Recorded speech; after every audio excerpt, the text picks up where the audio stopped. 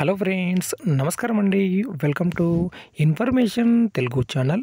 ఇక్కడ నేను ఒక ఈపీఎఫ్ మెంబర్కి సంబంధించి పీఎఫ్ బ్యాలెన్స్ చూస్తున్నాను. కానీ పీఎఫ్ బ్యాలెన్స్ కానీ క్లెయిమ్ స్టేటస్ కానీ ఏవి కూడా ఓపెన్ కావడం లేదు.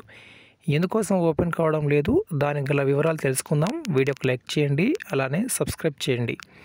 ముందుగా మనము ఈపీఎఫ్ పాస్బుక్ వెబ్సైట్ అనేది ఓపెన్ చేయాలి. పీఎఫ్ బ్యాలెన్స్ చూడాలన్నా, లేదంటే పీఎఫ్ మీరు అప్లై చేసి ఉంటే దానికి సంబంధించినటువంటి క్లెయిమ్ స్టేటస్ సెటిల్ అయిందా, రిజెక్ట్ అయిందా, ఒకవేళ రిజెక్ట్ అయితే ఎందుకోసం రిజెక్ట్ అయింది, దానికి గల కారణాలని మనము పాస్బుక్ వెబ్సైట్లో లాగిన్ అయ్యి చూడాల్సి ఉంటుంది.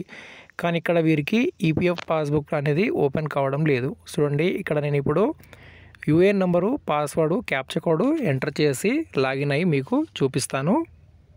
ఓకే ఫ్రెండ్స్, ఇప్పుడు ఈ విధంగా ఓపెన్ అవుతుంది. ఇక్కడ పీఎఫ్ బ్యాలెన్స్ కానీ, అలానే పీఎఫ్ క్లెయిమ్ స్టేటస్ కానీ ఏవి కూడా ఓపెన్ కావడం లేదు. సాధారణంగా పీఎఫ్ పాస్బుక్లోకి లాగిన్ అయిన వెంటనే మనకు టోటల్ పీఎఫ్ ఎంత ఉంది, అలానే ప్రస్తుతం కంపెనీ అంటే కరెంట్ ఆర్గనైజేషన్ ఏది అనేది మనకు ఇక్కడ ఇంటర్ఫేస్లో డైరెక్ట్ చూపించేస్తుంది. కానీ ఇక్కడ ఈ విధంగా చూపిస్తుంది. ఎందుకోసం ఈ విధంగా చూపిస్తుంది అంటే, ఒక యూఏఎన్ నెంబర్కి ఒక మొబైల్ నెంబరే మనకు లింక్ అయి ఉండాలి. ఆ మొబైల్ నెంబరు వేరే ఇతర యూఏఎన్ నెంబర్లకు లింక్ అయి ఉండకూడదు. ఇక్కడ వీరికి ఏంటంటే, వీళ్ళ ఇంట్లో ఇద్దరు ఉద్యోగస్తులు, ఇద్దరికి కూడా 2 యూఏఎన్ నెంబర్లు ఉన్నాయి. కానీ బ్రదర్ నంబరే ఇద్దరి అకౌంట్లకు లింక్ అయి ఉంది. ఓకేనా, దానివల్ల పిఎఫ్ పాస్బుక్ కానీ క్లెయిమ్ స్టేటస్ కానీ చూపించడం లేదు.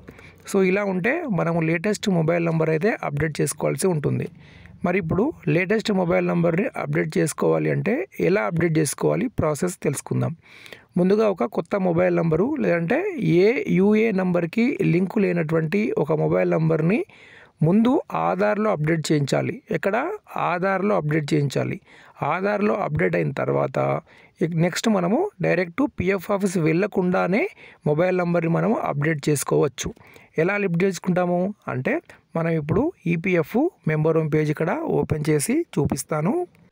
ఈపీఎఫ్ మెంబర్ హోమ్ పేజీ ఈ విధంగా ఓపెన్ అవుతుంది. ఓపెన్ అయిన తర్వాత ఇక్కడ మీరు చూస్తున్నట్లయితే కాంటాక్ట్ డీటెయిల్స్ అని ఇక్కడ మీకు కనిపిస్తుంది.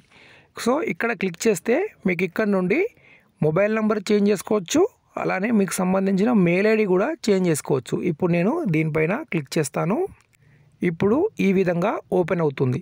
ఇక్కడ మనకు 2 ఆప్షన్స్ కనిపిస్తూ ఉన్నాయి. ఒకటి మొబైల్ నంబరు, దాని తర్వాత ఇక్కడ ఈమెయిల్ ఐడి, 2 కూడా మనము చేంజ్ చేసుకోవచ్చు. కానీ మొబైల్ నంబర్ని ఏ నెంబర్ పడితే ఆ నెంబర్ మనము చేంజ్ చేసేదానికి ఆప్షన్ ఇక్కడ లేదు. మరి ఎలా చేంజ్ చేయాలి అంటే, ఆధార్లో ఉన్నటువంటి మొబైల్ నంబర్నే ఇక్కడ మనము లింక్ చేయగలము, వేరే మొబైల్ నంబర్ని లింక్ చేయలేము. ఇలా ఉన్నప్పుడు కొత్త మొబైల్ నంబర్ని ముందు ఆధార్లో అప్డేట్ చేయించాలి. ఆధార్లో అప్డేట్ అయిన తర్వాతకి డైరెక్ట్ ఇక్కడ మనము ఓటీపీ త్రూ కొత్త మొబైల్ నంబర్ని పిఎఫ్ అకౌంట్కి అయితే లింక్ చేసుకోవచ్చు. అప్పుడు 7 డేస్ తర్వాత మీ యొక్క ఈపీఎఫ్ పాస్బుక్ అనేది ఓపెన్ అవుతుంది. పిఎఫ్ పాస్బుక్ చూడగలరు, క్లెయిమ్ స్టేటస్, ట్రాన్స్ఫర్ స్టేటస్, అవన్నీ వివరాలు కూడా చూడడం జరుగుతుంది. ఇంకొందరికి ఎలా ఉంటుందంటే, అసలు ఓటీపీ అనేది రాదు. ఓటీపీ అనేది రాదు అంటే మొబైల్ నెంబరు వారి దగ్గర ఉండదు, మొబైల్ నెంబరు ఎవరి దగ్గర కూడా ఉండదు. మరి డైరెక్ట్ కొత్త మొబైల్ నెంబర్ లింక్ చేయొచ్చా ఇక్కడ అంటే లేదు, అలా లింక్ చేయడానికి లేదు.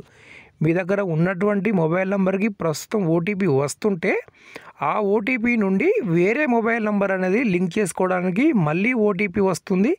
అలా లింక్ చేసుకునే దానికి అవకాశం అయితే ఉంటుంది.